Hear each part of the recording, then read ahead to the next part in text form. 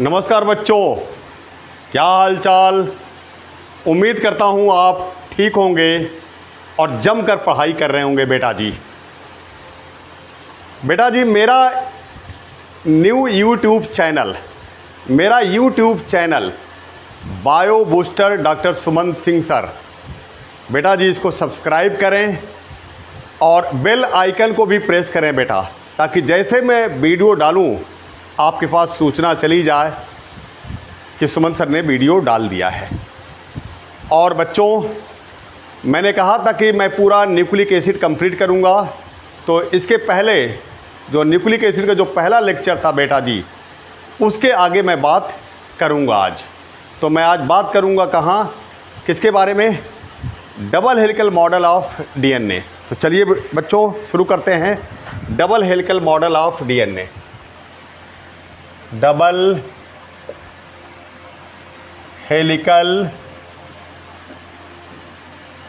Model of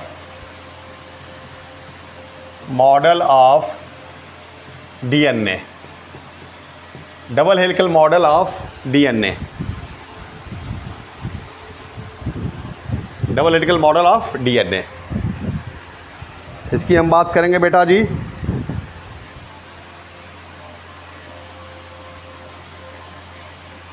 double helical model of DNA.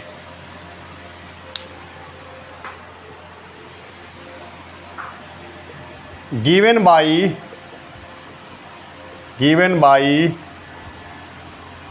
J.D. Watson,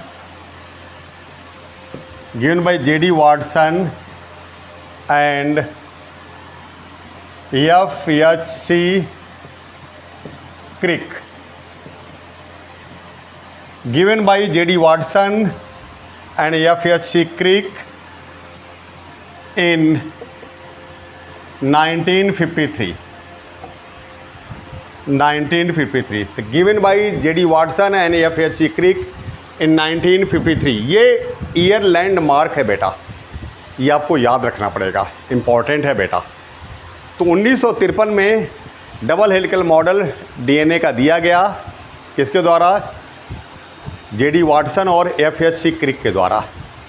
लेकिन बेटा जी जानते हैं 1962 में जब नोबेल प्राइज़ दिया गया तो ये दो लोग थे, इनके साथ विल्किन साहब भी जुड़ गए थे। तो सवाल तो उठा ना कि आखिर इन्होंने क्या किया था, विल्किन साहब ने क्या किया था कि इनको भी नोबेल प्राइज़ दिया गया। तो नेक्स्ट पॉइंट लिख रहा हूँ, देखिए। वाटसन क्रिक एंड विल्किंस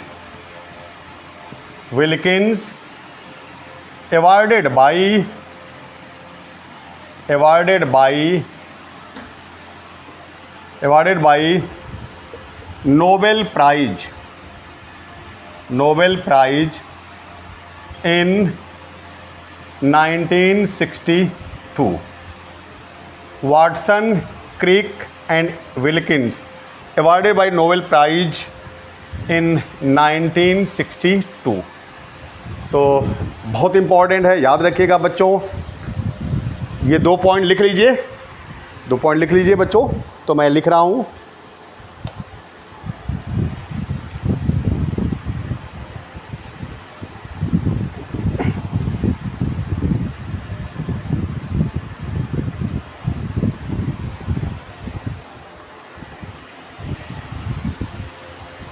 तो हो गया होगा बच्चों, लिख लीजिए। 2 पॉइंट ये है।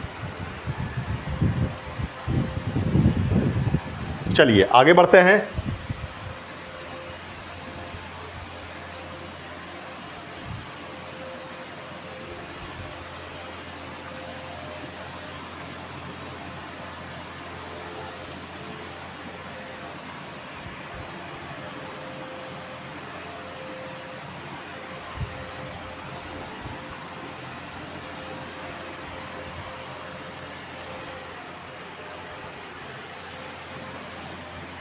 अब देखिए क्या है बेटा जी इसमें।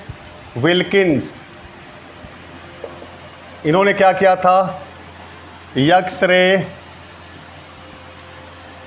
Crystallography, X-ray crystallography graphy by which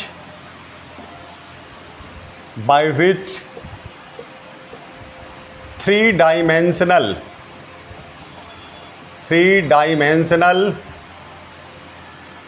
structure can be studied. X-ray crystallography by which three dimensional structure can be study. ये काम था बेटा इनका, इसलिए वाटसन और क्रिक के साथ बेटा इनको भी नोबेल प्राइज़ दिया गया। अब नेक्स्ट पॉइंट है, देखिए क्या, the model of DNA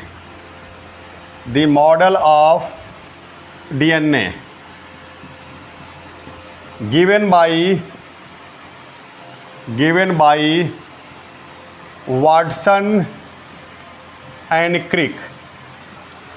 The model of DNA given by Watson and Crick. The model of DNA given by Watson and Crick, known as BDNA.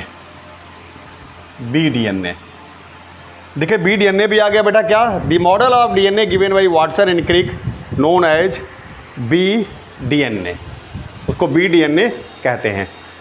हम आगे आपको चर्चा करेंगे बेटा BDNA और ZDNA में अंतर क्या है, ये आगे आएगा। तो यहाँ BDNA आया, तो the model of DNA given by Watson and Crick known as BDNA। Note कर लीजिए बेटा जी।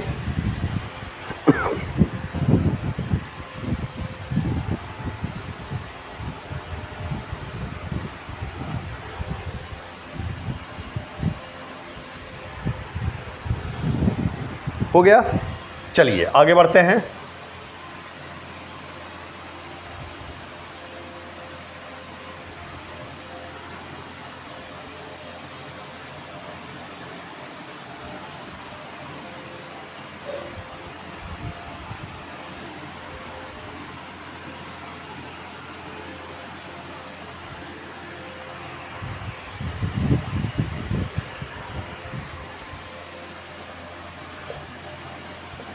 BDNA is right-handed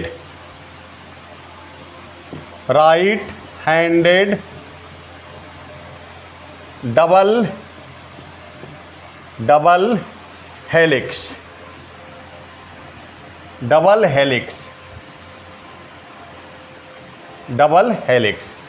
BDNA is right-handed double helix. The two strand of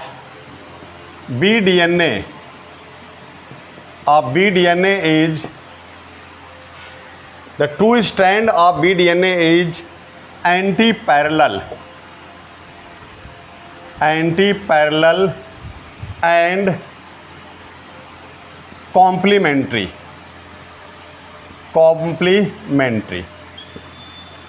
The two strand of BDNA is anti-parallel and complementary. कैसे देखिए बेटा, जैसे एक strand है A, दूसरा स्ट्रैंड है B। A क्या हो जाएगा 5 प्राइम टू 3 प्राइम, अब B क्या हो जाएगा 3 प्राइम टू 5 प्राइम। तो BDNA is right-handed double helix. The two strand of BDNA is anti-parallel and complementary. जैसे अब ये दो हैं, देखिए A और B दो स्ट्रैंड बेटा, एक 5 प्राइम टू 3 प्राइम है, एक 3 प्राइम टू 5 प्राइम है, तो एंटी पैरेलल और कॉम्प्लीमेंट्री हैं। लिख लीजिए।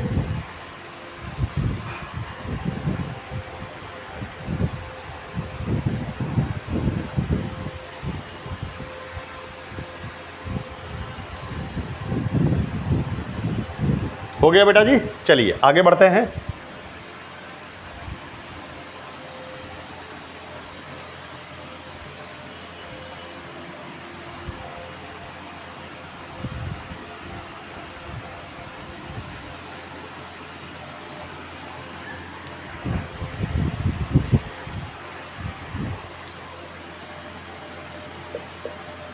the two strand of BDNA is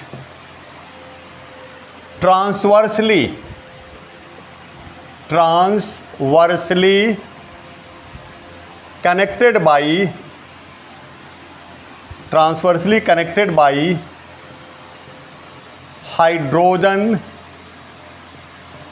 hydrogen bond. The two strand of BDNA is transversely connected by hydrogen bond. The diameter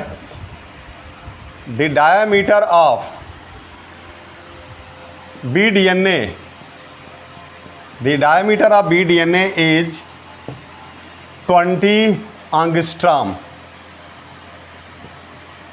और इसे कहते हैं बेटा 2 नैनोमीटर। बहुत इंपॉर्टेंट है बेटा। The diameter of BDNA is 20 angstrom या 2 नैनोमीटर। बहुत आसान तरीका बेटा। एंगस्ट्रॉम को नैनोमीटर में कन्वर्ट करना है तो आप 10 से भाग दे दीजिए, और अगर आपको नैनोमीटर को एंगस्ट्रॉम में कन्वर्ट करना बेटा तो 10 से गुणा कर दीजिए। तो the diameter of BDNA is 20 angstrom या 2 nanometer. The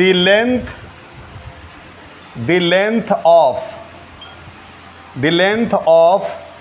A complete turn of the length of a complete turn of BDNA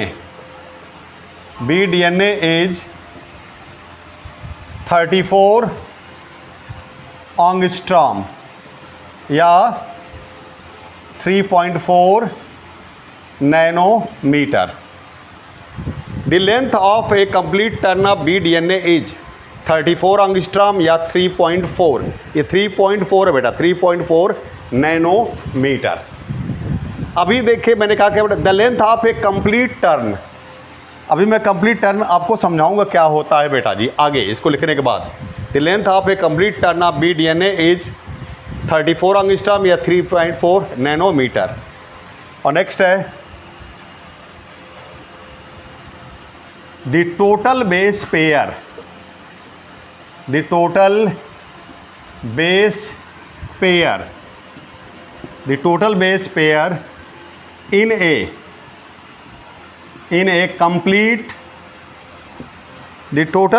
pair in a complete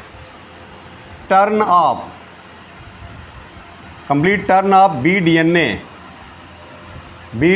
is 10 base pair। तो ये 3 पॉइंट इधर आ गया बेटा। The two strand of BDNA is transversally connected by hydrogen bond. 2 strand, एक देखिए ये है, एक ये है। किससे कनेक्ट है? हाइड्रोजन बॉन्ड से। The two strand of BDNA is transversally connected by hydrogen bond. The diameter of BDNA is 20 angstrom या 2 नैनोमीटर। बहुत इंपॉर्टेंट है बेटा। The length of a complete turn of BDNA is 34 angstrom और 3.4 nanometer. The total base pair in a complete turn of BDNA is 10 base pair. 10 base pair. ये 4 point लिख लीजिए बेटा। आगे बढ़ता हूँ।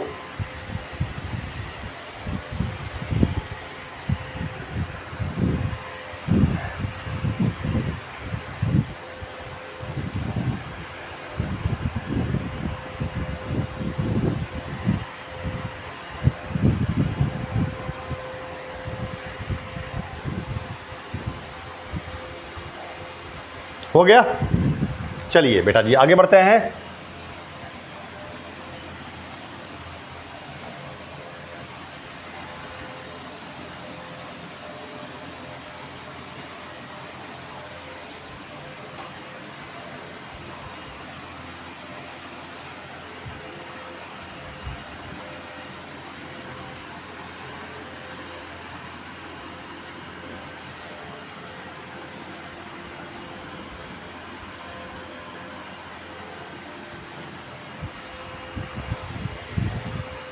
नेक्स्ट पॉइंट है इसमें देखिए, the distance between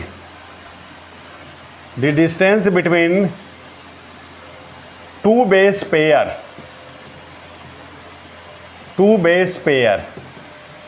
the distance between two base pair is 3.4 nanometer, 3.4 angstrom or 0.34 nanometer. The distance between two base pair is 3.4 angstrom या 0.34 नैनोमीटर। तो ये तो हो गया बेटा आपका क्या, double helical model of DNA. क्या हो गया आपका, double helical model of DNA हो गया। ठीक है, double helical model of DNA. अब इसके बाद इसमें क्या है बेटा, नेक्स्ट जो चीज़ है वो है केमिकल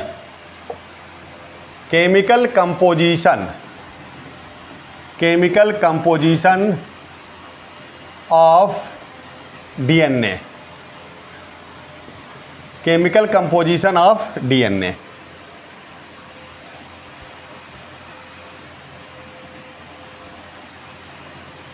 देखिए केमिकल कंपोजिशन में जो पहला चीज़ होता है बेटा वो है क्या, शुगर है बेटा।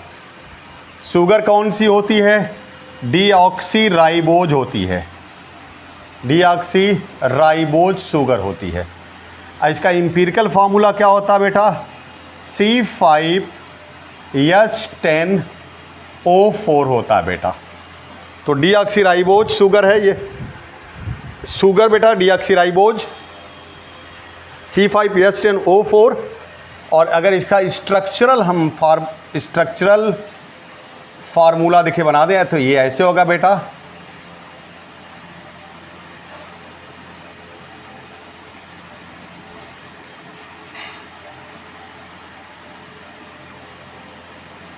ये देखिए OH है बेटा, यहाँ H और H ही रहेगा, यहाँ देखिए H और OH रहेगा, यहाँ देखिए H रहेगा, यहाँ CH2 रहेगा, यहाँ OH रहेगा, CH2 रहेगा, OH रहेगा। ये इसका स्ट्रक्चरल फार्मूला हो गया।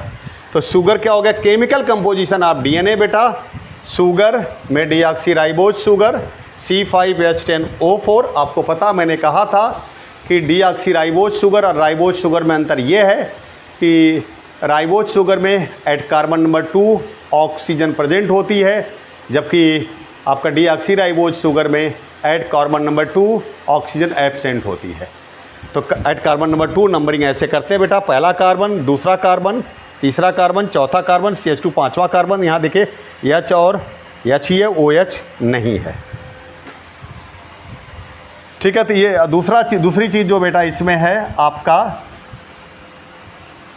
वो है आपका फास्फोरिक एसिड और इसको कहते हैं फॉस्फेट। आप फास्फोरिक एसिड कहिए बेटा, चाहे फॉस्फेट कहिए, बात एक है। और इसका जो फार्मूला होता है H3PO4 होता है, H3PO4। तो केमिकल कंपोजिशन ऑफ डीएनए दो चीज़ें हो गई बेटा, शुगर हो गया, फास्फोरिक एसिड हो गई। आगे जो नेक्स्ट चीज़ है इसको पहले नोट कर लीजिए आप।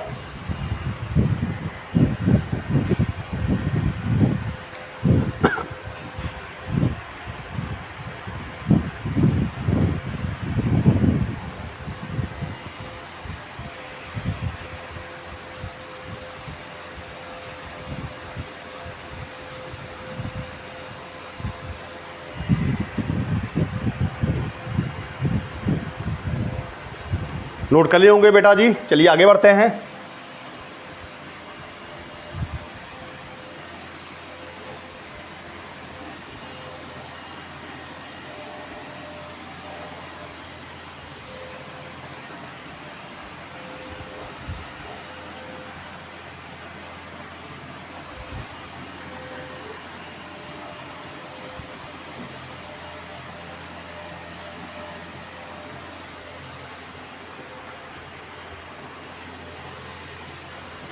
जो तीसरी चीज़ है बेटा इसमें वो है आपका नाइट्रोजिनस बेसेस।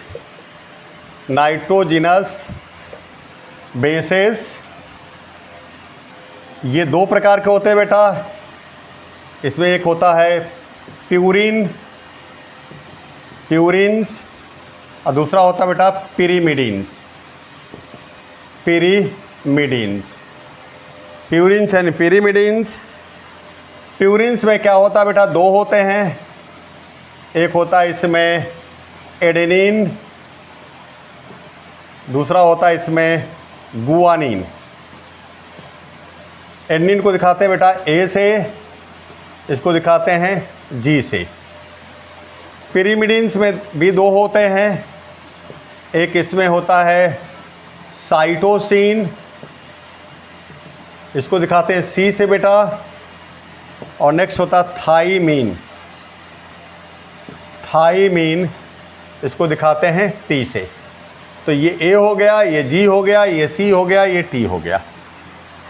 और जानते हैं बेटा जी डीएनए और आरएनए में 3 नाइट्रोजिनस बेसेस कॉमन होते हैं बेटा, एडेनिन, गुआनिन, साइटोसिन। बस थाइमीन का अंतर आता है। डीएनए में थाइमीन होता है और आरएनए में थाइमीन के जगह पर यूरेसिल होता है। तो मैं थोड़ा सा यहाँ ऐसे करके लिख देता हूँ बेटा, ऐसे करके दिखे क्या। इन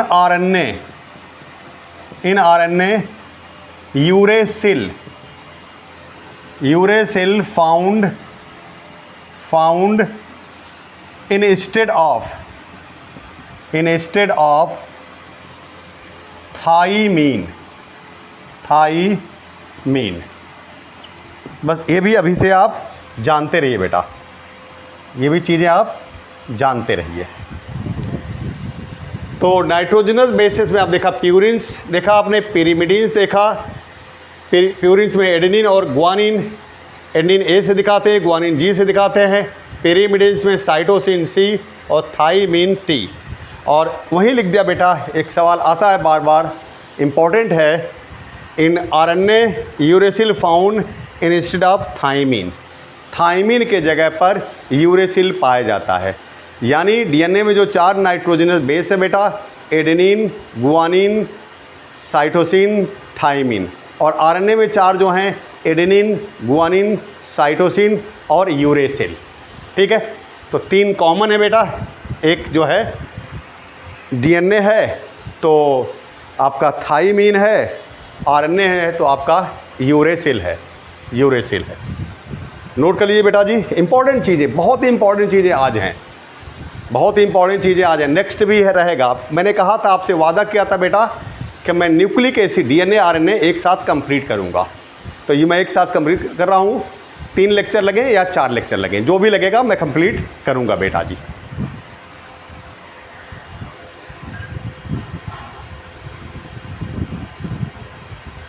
तो हो गया बेटा जी, आगे बढ़ते हैं।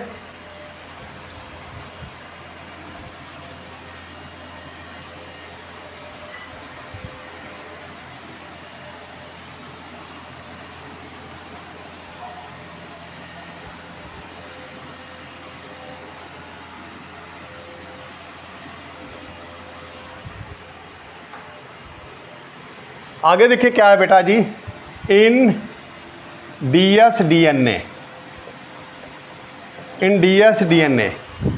इन डबल स्ट्रैंडेड डीएनए क्या होता है, ए हमेशा टी से जुड़ा होता है बेटा, और जी हमेशा सी से जुड़ा होता है। ए हमेशा किससे जुड़ा रहेगा बेटा, टी से, और जी हमेशा सी से जुड़ा रहेगा। और ए और टी आपस में जिससे जुड़े होते हैं बेटा, वो 2 हाइड्रोजन बॉन्ड होता है। यहाँ देखिए 2 हाइड्रोजन बॉन्ड। और जी और सी के बीच में क्या होता है बेटा, 3 हाइड्रोजन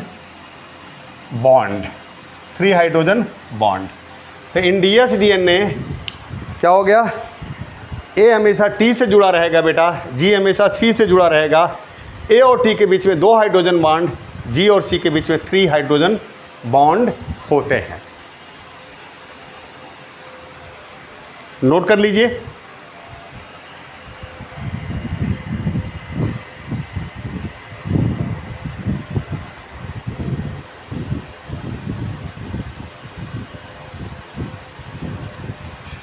हो गया, चलिए आगे बढ़ते हैं।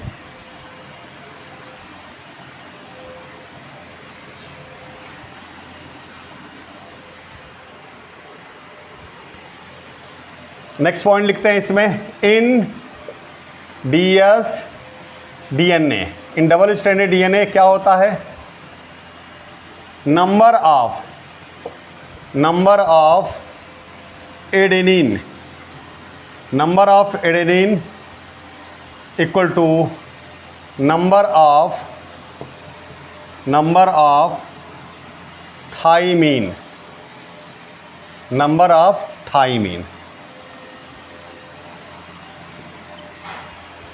in dsDNA number of adenine equal to number of thymine, number of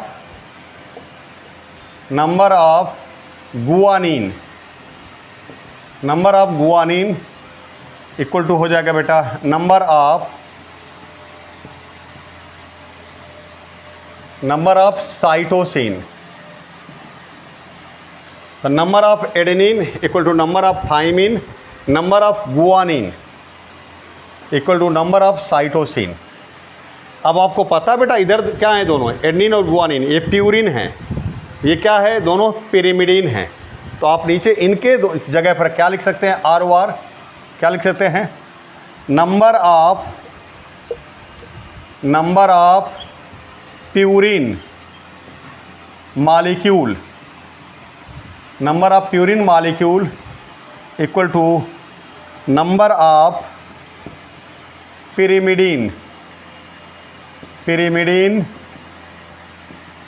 molecule.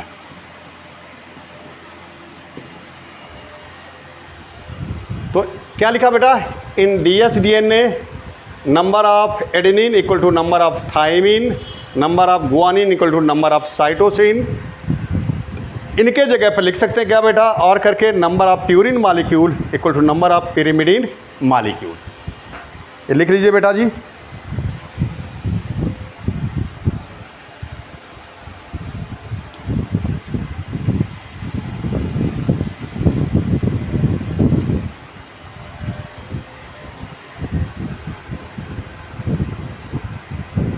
हो गया, लिख लिया होगा आपने।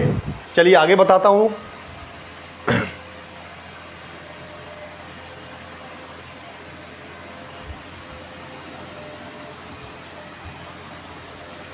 जो लिखा आपने बेटा नंबर ऑफ प्यूरिन मॉलिक्यूल, यानी आप लिख सकते हैं क्या, A+G इक्वल टू क्या हो जाएगा, C+T। इसे कह सकते हैं आप। जो आपने ये कहा number of purine molecule equal to number of pyrimidine molecule, उसको आप कह सकते हैं A+G इक्वल टू C+T। इसको किसने दिया था, देखिए given by E चारगाफ and known as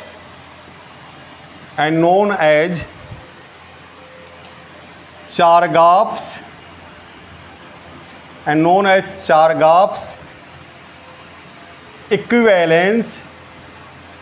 equivalence rule, known as Chargaff's equivalence rule।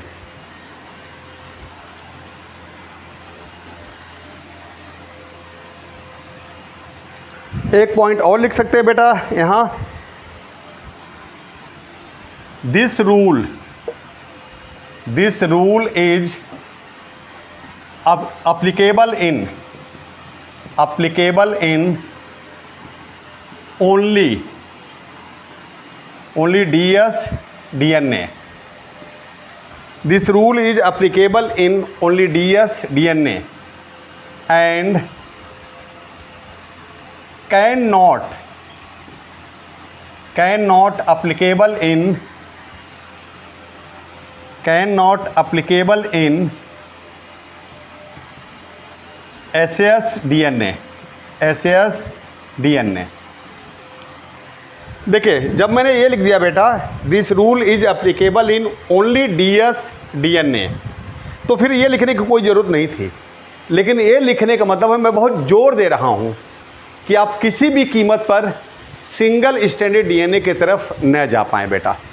तो मैंने क्या कहा, this rule is applicable in only DS DNA and can not applicable in single standard DNA। तो ये हो गया बेटा आपका केमिकल कंपोजिशन ऑफ DNA। आगे हम बात करेंगे स्ट्रक्चर ऑफ DNA की। तो चलिए आगे बढ़ते हैं बेटा जी।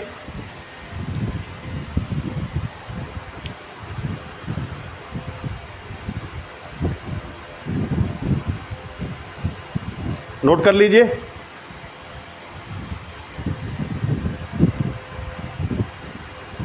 चलिए हो गया होगा।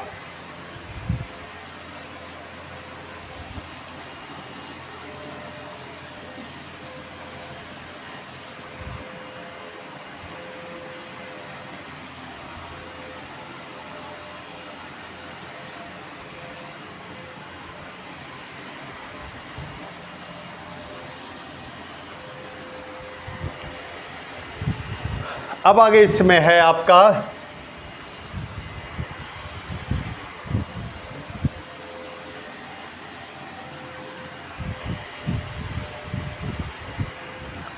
Structure of DNA। Structure of DNA क्या देखिए इसमें,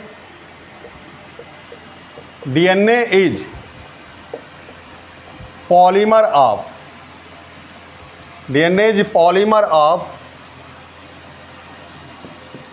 nucleotide. DNA is polymer of nucleotide jointed by DNA is polymer of nucleotide jointed by phosphodiester bond। DNA is polymer of nucleotide jointed by phosphodiester bond। Jointed by phosphodiester bond.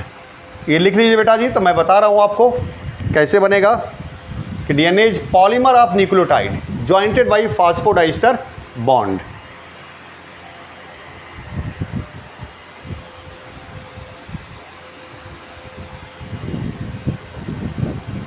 लिख लिया होगा बेटा जी। आगे देखिए,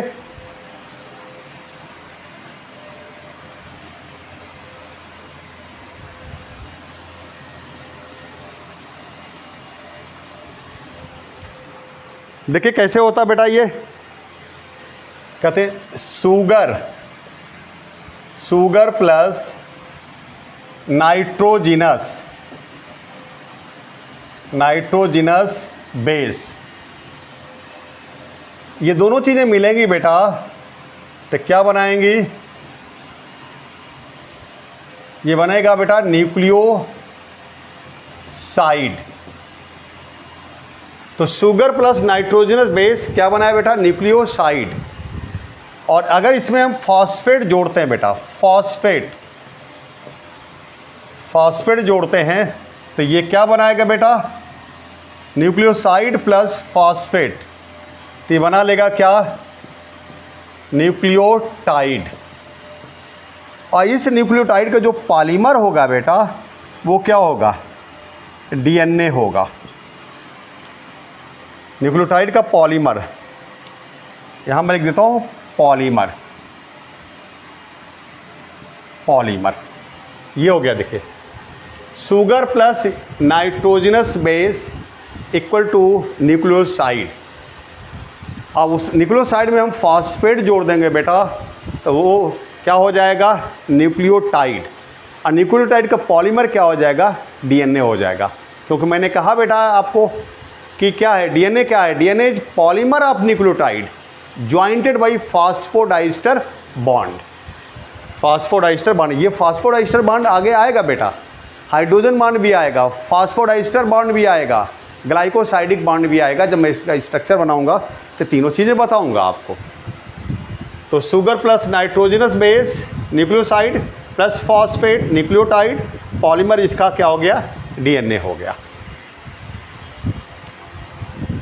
हो गया होगा। अब आपको पता है बेटा, जिसके पास जितना नाइट्रोजनस बेस होगा उतना न्यूक्लियोसाइड होगा, उतना न्यूक्लियोटाइड होगा। तो डीएनए के पास कितने नाइट्रोजन बेस हैं बेटा, 4 हैं, 2 प्यूरिन 2 पिरिमिडिन। तो कितने न्यूक्लियोसाइड होंगे, 4 होंगे। कितने न्यूक्लियोटाइड होंगे, 4 होंगे। कौन कौन से होंगे देख लीजिए आगे।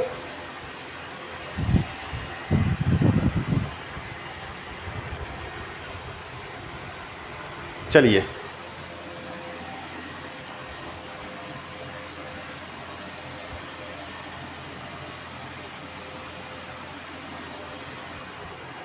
क्या होगा बेटा, देखिए इसमें आपका 4 nucleoside of DNA, 4 nucleoside of DNA. क्या क्या देखिए इसमें, ये पहला बेटा, ये देखिए शुगर है, इसको जोड़ा ए, ये क्या हो गया, न्यूक्लियोसाइड। दूसरा देखिए इसमें क्या हुआ, शुगर जोड़ा प्लस क्या हुआ जी, ये क्या हो गया, न्यूक्लियोसाइड। तीसरा देखिए बेटा क्या इसमें, शुगर, इसको जोड़ा क्या, सी, न्यूक्लियोसाइड। अब आगे देखिए क्या जोड़ा बेटा,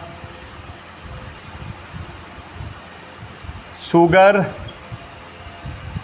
टी, थाइमीन, ये न्यूक्लियोसाइड। ये देखिए शुगर जो लिखा बेटा, ये काल्पनिक स्ट्रक्चर है, ये काल्पनिक स्ट्रक्चर है बेटा, क्योंकि इसकी शुगर पेंटोज है, मैंने बनाया था और आगे डायग्राम में भी मैं बनाऊंगा बेटा जी। तो ये आपका शुगर प्लस नाइट्रोजनस बेस है बेटा, न्यूक्लियोसाइड है, तो इसका नाम हो जाएगा क्या, डीऑक्सी एडिनोसिन, डीऑक्सी एडिनोसिन। तो इसका क्या हो जाएगा बेटा, डीऑक्सी साइटिडीन, डीऑक्सी ग्वानोसिन बेटा, सॉरी, डीऑक्सी ग्वानोसिन। इसका हो जाएगा डीऑक्सी साइटिडीन, इसका हो जाएगा डीऑक्सी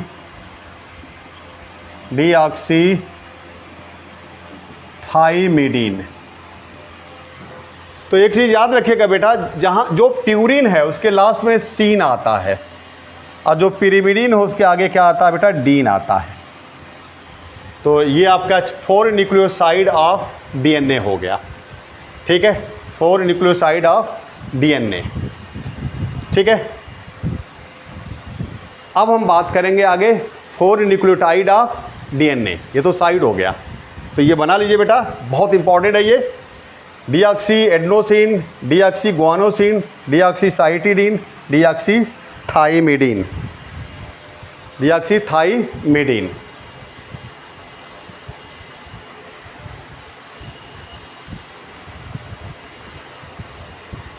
अब इसके बाद देखिए क्या है, इसमें बन गया, आगे बढ़ते हैं बेटा।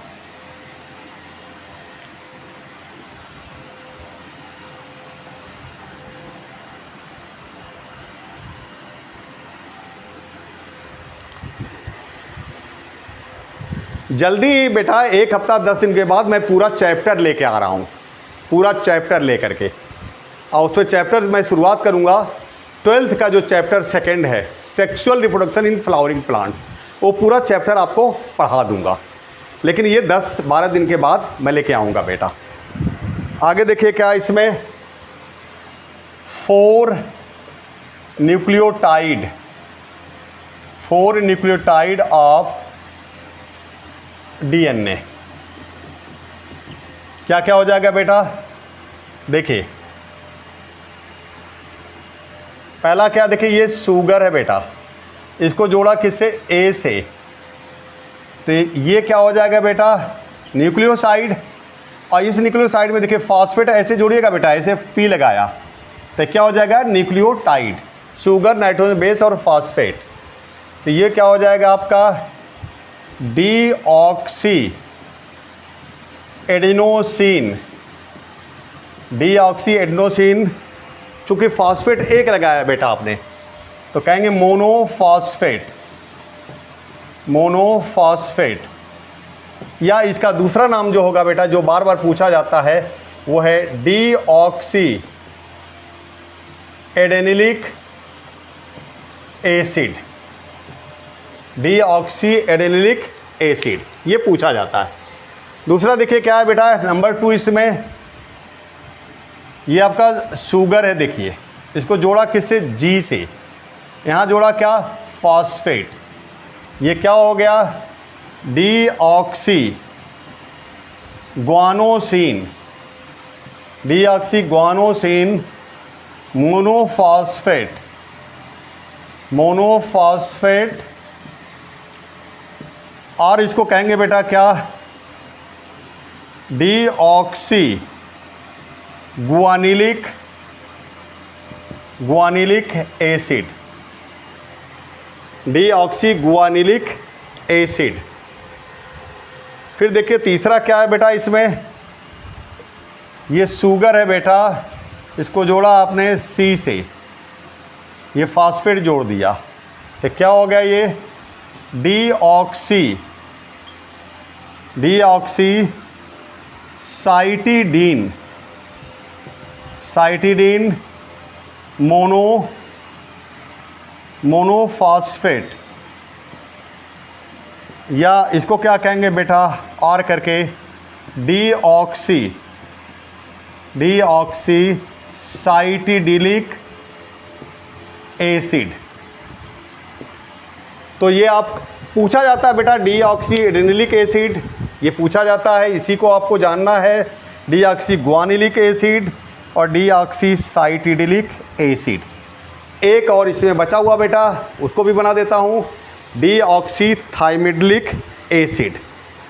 डीऑक्सी थाइमिडिलिक एसिड, तो ये बेटा बनाने लिख लें, जो 3 तो हो गया है, एक और बचा हुआ है, ये देखिए पहला हो गया, ये दूसरा हो गया, ये तीसरा हो गया। एक न्यूक्लियोटाइड और बचा हुआ बेटा, आप बना लीजिए, तो मैं बना देता हूँ।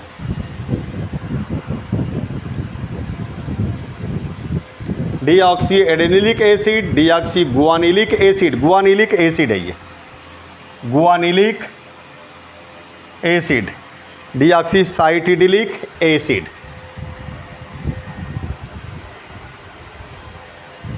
Deoxy adenosine monophosphate, deoxy guanosine monophosphate, deoxy cytidine monophosphate.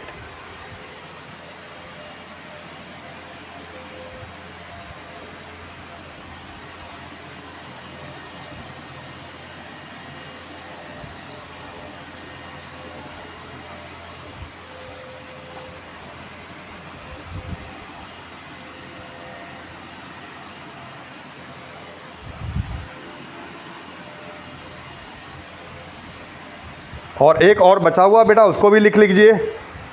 क्या देखिए चौथे नंबर पर इसमें है, ये देखिए शुगर है, ये जुड़ा है किससे, टी से, थाइमिन से।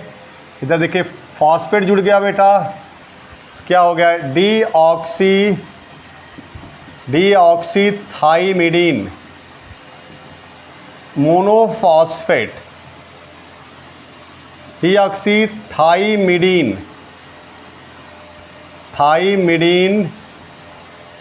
मोनोफॉस्फेट,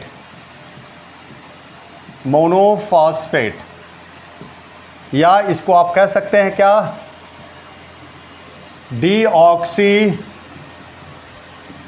थाइमिडिलिक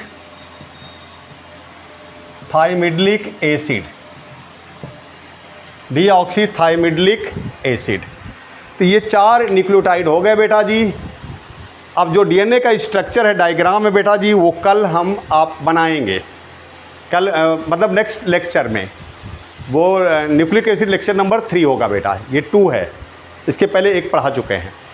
और बेटा जी आपसे गुजारिश है, अगर मेरा वीडियो अच्छा लग रहा है तो उसको लाइक करें और शेयर करें बेटा, ठीक है।